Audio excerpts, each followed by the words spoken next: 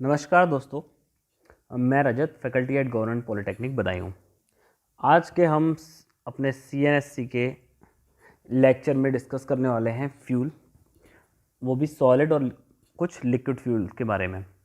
इससे पिछले लेक्चर में मैंने फ्यूल का ओवरव्यू दिया था कि फ्यूल क्या होते हैं।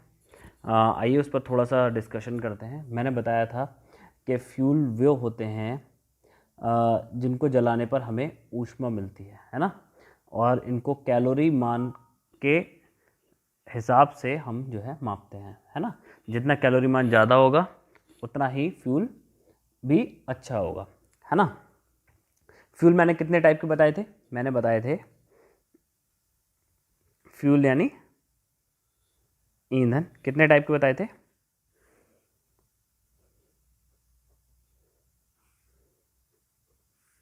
तीन टाइप के बताए थे। एक थे सॉलिड,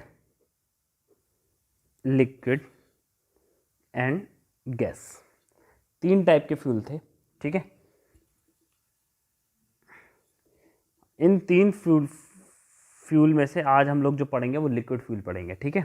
आज का जो हमारा टॉपिक है लिक्विड फ्यूल है, ठीक है। लिक्विड फ्यूल जनरली दोस्तों जो है वो हमें मिलता है पेट्रोलियम प्रोडक्ट से, ठीक है। बेसिकली जो हमारा जो मिलता है हमें वो मिलता है पेट्रोलियम प्रोडक्ट से, ठीक है। पेट्रोलियम प्रोडक्ट से हमें लिक्विड फ्यूल मिलता है। और मैंने बताया था कि जो लिक्विड फ्यूल होता है वो सॉलिड फ्यूल से मोर इफ़िशेंट, ज़्यादा इफ़िशेंट होता है, ठीक है। आइए देखते हैं कि हम इसको जो है प्राप्त कैसे करते हैं, कैसे पता चलता है। जो पेट्रोलियम प्रोडक्ट होते हैं, पेट्रोलियम प्रोडक्ट जो होते हैं वो फॉसिल फ्यूल होते हैं। फॉसिल फ्यूल का मतलब है कि वो फ्यूल जो है बहुत समय पहले दब गए थे, ठीक है। वो चीज़ें अब वो क्या हो गई हैं, फ्यूल में कन्वर्ट हो गई हैं। बहुत सारे हाइड्रोकार्बन्स, बहुत सारे पेड़ पौधे, वनस्पति, जीव जंतु आदि पहले बहुत बड़ी भौगोलिक किसी घटना की वजह से ज़मीन के नीचे दब गए और वो हाई टेम्परेचर और प्रेशर की वजह से उसमें फ्यूल में कन्वर्ट हो गए, ठीक है। उनका हाइड्रोकार्बन्स जो थे वो लिक्विफाइड हो गए, है ना, और वो क्या हो गए, एक तरीके से लिक्विड में बदल गया। और उस लिक्विड का यूज़ हम लोग जो है petroleum as a petroleum product करते हैं, ओके। अगर हम बात करें पेट्रोलियम प्रोडक्ट की तो नंबर 1 पे जो आता है वो आता है गैसोलीन, ठीक है। इसे हम बोलते हैं पेट्रोल, ठीक है। गैसोलीन जो शब्द होता है वो US और कनाडा में यूज होता है, ठीक है। बाकी सब जगह क्या होता है? पेट्रोल,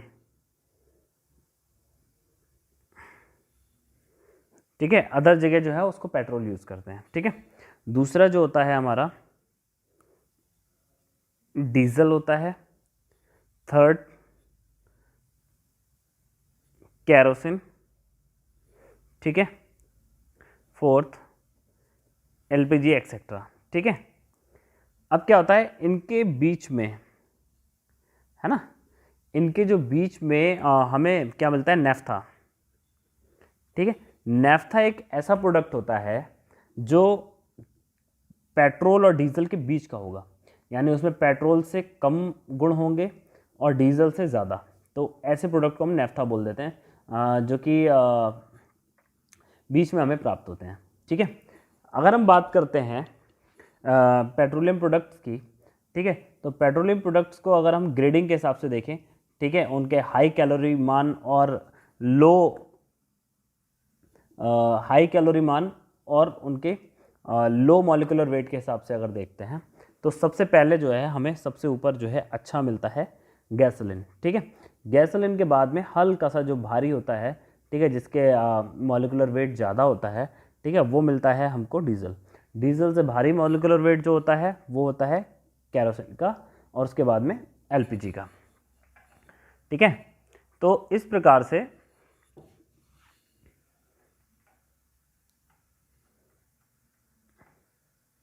हमारे लिक्विड फ्यूल्स होते हैं।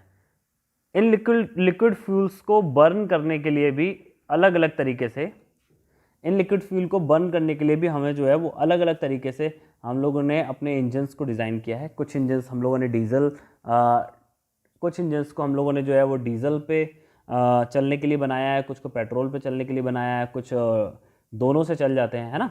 तो इस तरीके से हम लोगों ने इनके इस्तेमाल करने के लिए भी चीज़ों को जो है बनाया है, ठीक है। तो ये हमारे कुछ लिक्विड फ्यूल्स हैं, ठीक है।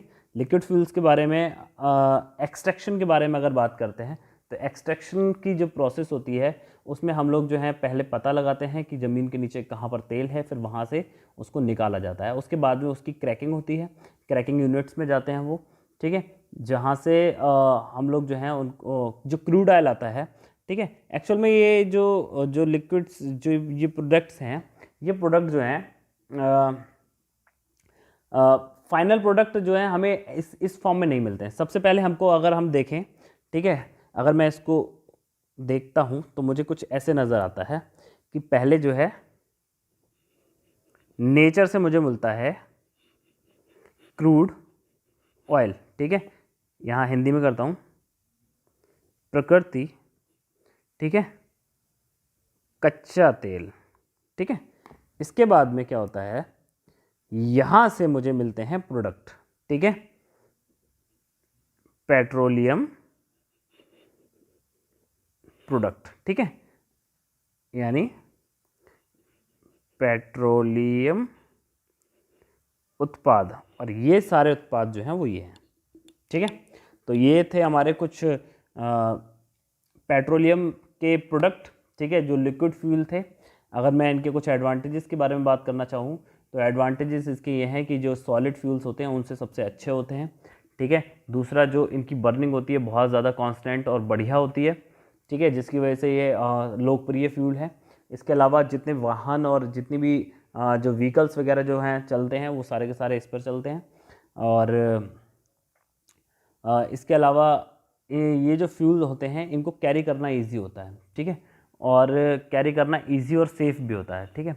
इस कारण जो है ये फ्यूल जो है लोकप्रिय है, ठीक है। मिलते हैं हम अगले लेक्चर में गैसियस फ्यूल के साथ में। तब तक के लिए धन्यवाद। घर पर रहिए, साफ़ रहिए, स्वस्थ रहिए, और सरकार द्वारा दिए गए जितने भी लॉकडाउन के इंस्ट्रक्शंस हैं आप उसका पालन करिए। ओके।